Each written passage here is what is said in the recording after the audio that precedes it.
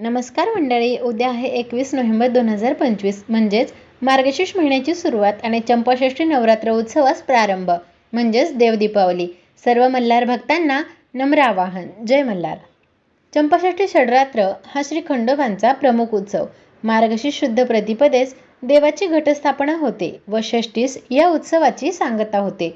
खंडोबा कुलदैवत असणाऱ्या सर्वच घरांमध्ये ही घटस्थापना केली जाते.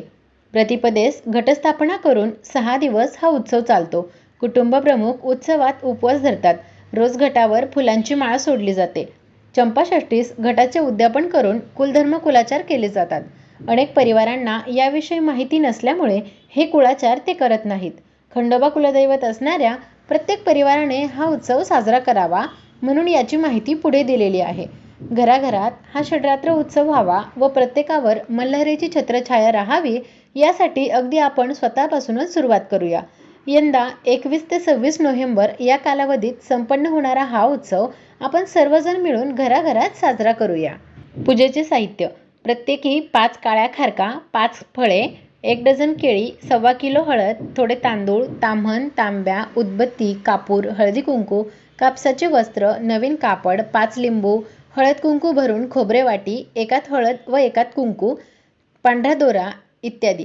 6 दिवस समय पेटती ठेवावी. मार्गशीर्ष शुद्ध प्रतिपदा म्हणजेच देव दीपावली खंडोबा नवरात्रास प्रारंभ. पूजेची मांडणी पुढील प्रमाणे. पहिला दिवस: आपल्या घरातील देवघर स्वच्छ करून घेणे, घराची स्वच्छता करणे, देवघरातील मूर्तींना पंचामृताने अभिषेक घालावा, नवीन वस्त्रावर विड्याच्या पानावर देवाचे आसन करावे, नंदादीप स्वच्छ करून 6 दिवस सतत तेलत ठेवावा, ताम्हणामध्ये धान्य तांदूळ घेऊन त्यावर तांब्या अथवा पंचपात्र मांडावे, त्यामध्ये पाणी, नाणी, सुपारी घालावी व त्यावर खाऊची 5 पाने मांडावीत.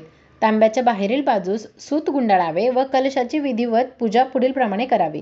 घटासमोर 5 विडे मांडावीत, त्यावर खारीक, खोबरे, बदाम, सुपारी, हळकुंड ठेवावे व देवाच्या शिपायाचे 2 विडे मांडावेत, त्यावर सुपारी व लिंबू ठेवून भंडारा, गुलाल लावावा. देवाऱ्यातील मूर्तींच्या बाजूस विडे ठेवावेत. त्यानंतर 2 खोबरेवाटी हळद कुंकू भरून देवांच्या समोर ठेवावी.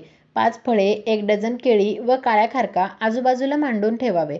घटावर विषम संकेत 5 किंवा 7 अशा पद्धतीने खाऊच्या पानाची माळ लावावी. दररोज संध्याकाळी बाहेर दिवे लावावेत व रांगोळी काढावी. 5वा दिवस: मार्गशीर्ष शुद्ध पंचमी तिन्ही सांजेला घरातील व्यक्तींच्या दुप्पट संख्येमध्ये बाजरीचे नागदिवे व देवमुटके पुरणाचे 5 दिवे करून शुद्ध तुपाच्या वातींनी प्रज्वलित करून देवाला ओवाळावे. शक्य नसल्यास तेलाने वाती प्रज्वलित कराव्या व औक्षण करावे. 6वा दिवस: मार्गशीर्ष शुद्ध षष्ठी चंपाषष्ठी देवघरातील सर्व देवांना पंचामृत अभिषेक करावा. चाफ्याची फुले देवाला अर्पण करावी. घटावर फुलांची माळ लावावी. दिवटी प्रज्वलित करून देवाला ओवाळावे.